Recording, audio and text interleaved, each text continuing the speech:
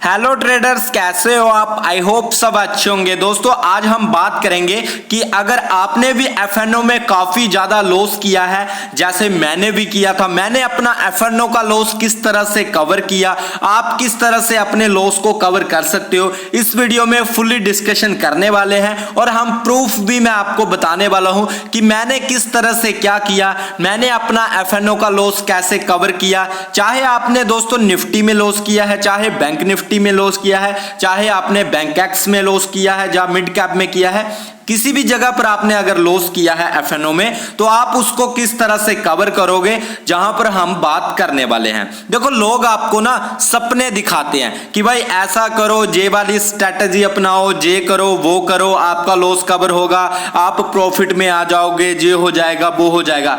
भाई सब कुछ ये बेवकूफी वाली हरकतें हैं, ठीक है। जब आप लाइव मार्केट में उस स्ट्रेटजी को चलाते हो तो भाई वो कभी काम करती है, 4 दिन काम करेगी, 8 दिन आपका लॉस भी करेगी। देखो मैं नहीं बोल रहा पैसा बनता है या नहीं बनता है, ठीक है, वो अलग मैटर है, क्योंकि जो पैसा बनता है ना वो माइंडसेट पर बनता है। देखो मेरा माइंडसेट अलग है, आपका माइंडसेट अलग है।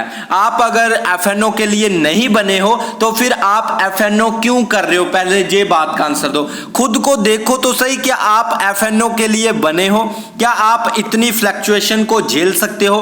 क्या आपका इतना अच्छा माइंडसेट है कि आपके अंदर इतना पेशेंस है? तो दोस्तों ये सब कुछ आप फास्ट डिसीजन ले सकते हो? तो ये सब कुछ जो होती है क्वालिटीज होती है एक इंसान के अंदर, अगर आप में ये सब कुछ मटेरियल नहीं है तो आपके लिए कहीं ना कहीं प्रॉफिट कर पाना बहुत मुश्किल हो जाएगा, ठीक है।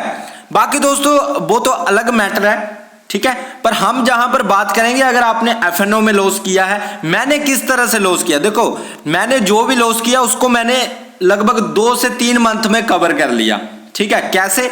देखो मैंने स्विंग ट्रेडिंग की। देखो पहले मैं, ऐसा नहीं है कि मैं एफएनओ में ट्रेड नहीं करता हूं, पर मैं दूसरी सेफ साइड भी एक साइड रखी है कि स्विंग ट्रेडिंग से मेरा कुछ ना कुछ बनता रहे। अगर मैं लॉस कर रहा हूं एफएनओ में तो स्विंग ट्रेडिंग से मुझे कुछ ना कुछ आता रहे, जिससे मेरा लॉस बड़ा ना हो जाए, ठीक है। अब दोस्तों मैं आपको बताने वाला हूं जहां पर कि मैंने 3 दिन में, सिर्फ 3 दिन में 10,000 का प्रॉफिट किया, ठीक है।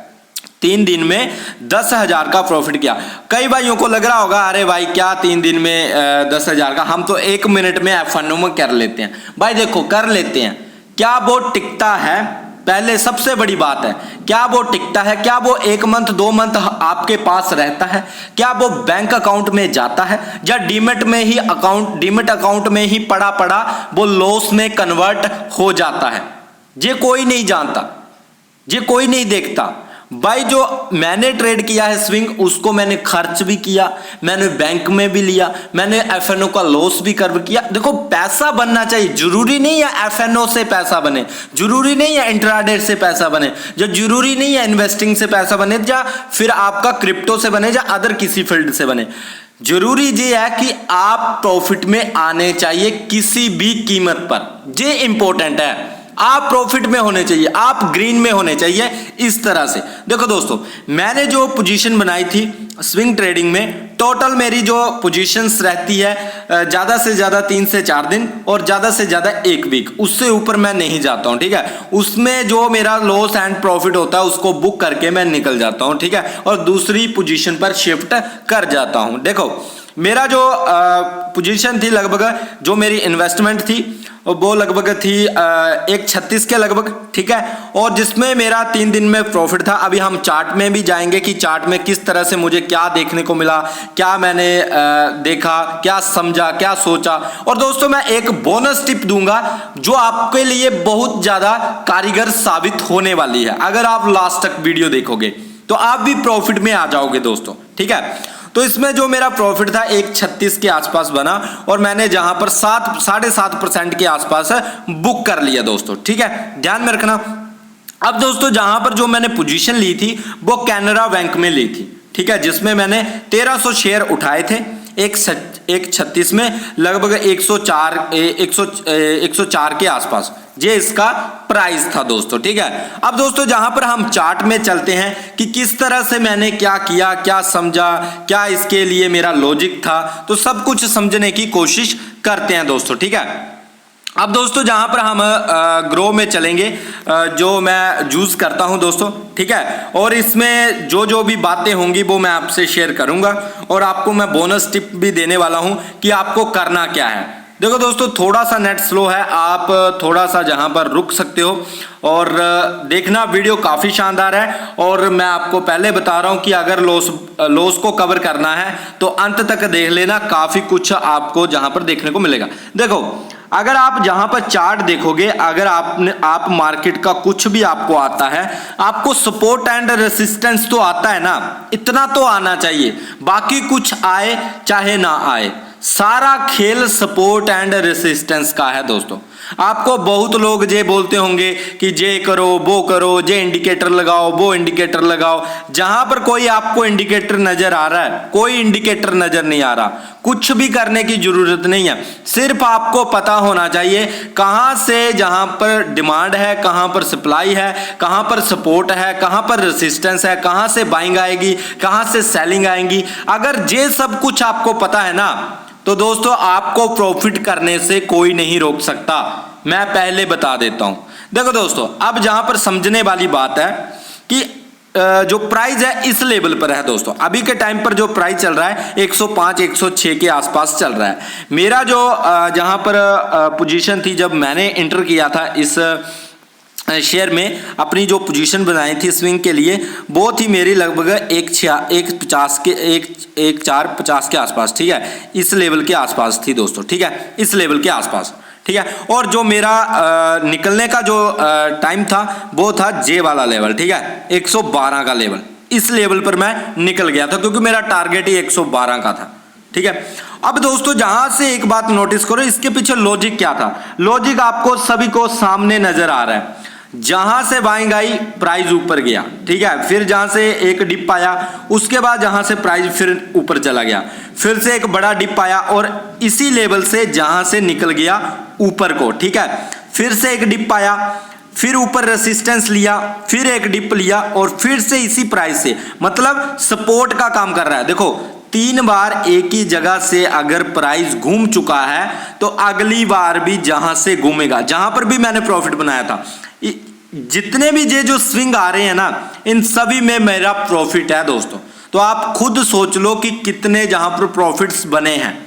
ठीक है, इसमें भी प्रॉफिट है, इसमें भी प्रॉफिट है, इसमें भी प्रॉफिट है, और लगातार एक ही काम हो रहा है, एक ही चीज फॉलो हो रही है। ठीक है, देखो अब फिर से प्राइस इसी जगह पर आया था। ठीक है, इतने दिन मैं जहां पर कोई ट्रेड नहीं किया, मैं वेट करता रहता, इसको देखता रहता, वेट एंड वॉच करता रहता।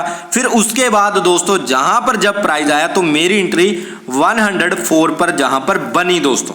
ठीक है, जैसे बनी और मेरा टारगेट हिट हुआ और मैं जहां पर 10,000 3 दिन में लेकर निकल गया। अगर आप जहां पर नोटिस करोगे, अगर मैं इसको थोड़ा सा बड़ा करूं, जे पर डे की कैंडल है दोस्तों, एक डे की कैंडल है, तो ये ध्यान में रखना।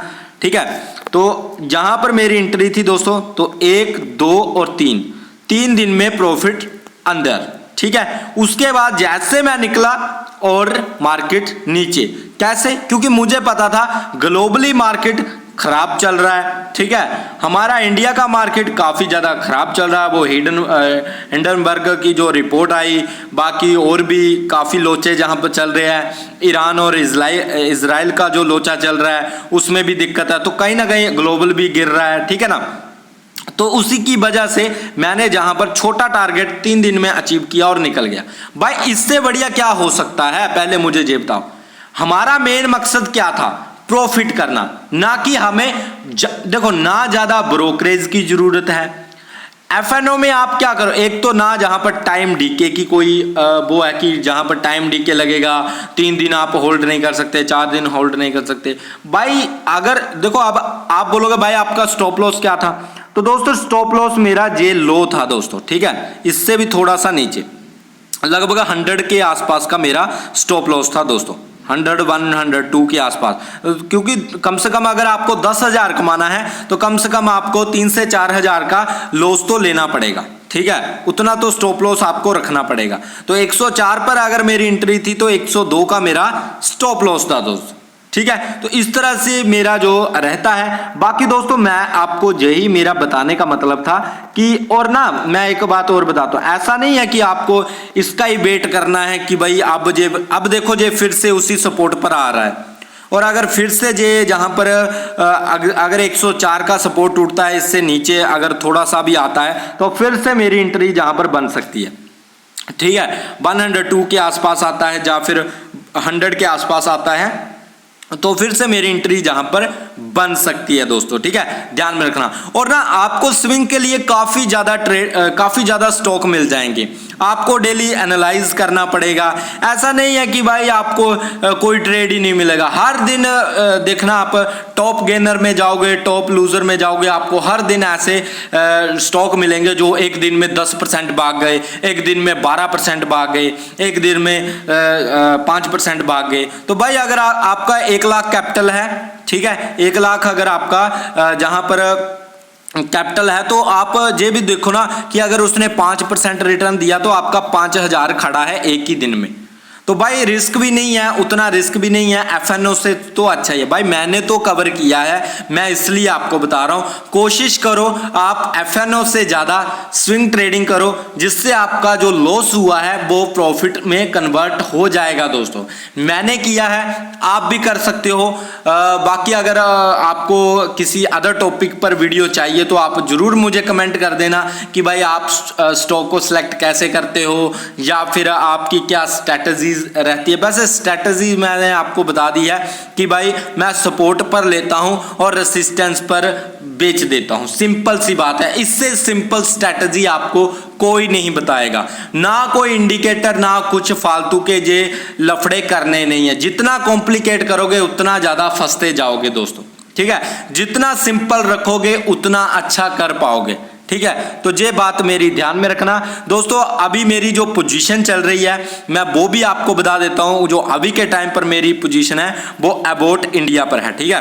अबॉट इंडिया जो भी है, ठीक है, फार्मा जो कंपनी है उसमें मेरी जो है पोजीशन चल रही है। उसमें जो भी प्रॉफिट चलेगा मैं आपको बता दूंगा कि किस तरह से कितने दिन में क्या निकल कर आया है दोस्तों। देखो मैं अब प्रॉफिट में आ चुका हूं। मैं नहीं चाहता कि मेरा जो पीएनएल है अब रेड नजर आए।